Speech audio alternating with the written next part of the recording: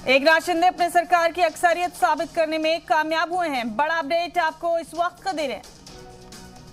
Floor test में कामयाबी हासिल की एकनाथ शिंदे ने।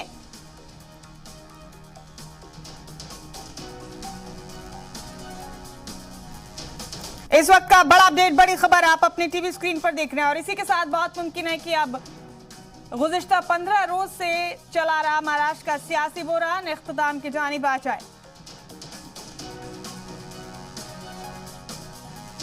आपको बता दें कि एकनाथ शिंदे ने असेंबली में इस दौरान एक बार बार मुतमईनी का इजहार भी किया था और अब ये बड़ा अपडेट आपको इस वक्त का दे रहे हैं। अक्सरियत साबित कर दी है एकनाथ शिंदे ने। 164 अरकान ने उनके हक में वोट डाले हैं।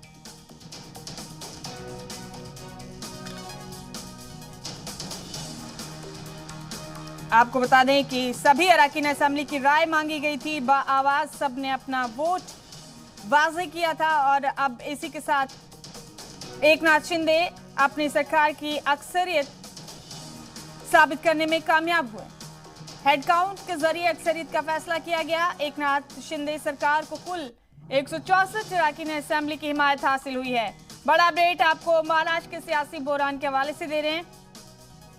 आपको बता दें कि सीएम एकनाथ शिंदे से शुरू हुई वोटिंग, उसके बाद फिर देवेंद्र फडणवीस ने अपना वोट काउंट करवाया। एकनाथ शिंदे के हामी अरकान असेंबली को एक जानिब बैठाया गया, वहीं मुखालिफ अरकान असेंबली को दूसरी जानिब बैठाया गया।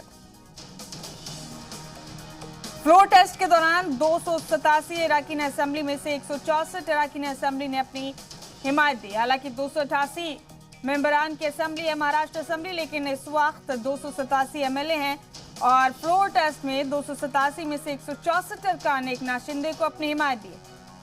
और फ्लोर टेस्ट से ठीक पहले शिवसेना एमएलए संतोष बांगर भी एकनाथ शिंदे के गुट में शामिल हो गए। उन्होंने भी फ्लोर टेस्ट से ठीक पहले उद्धव ठाकरे को झटका दे दिया।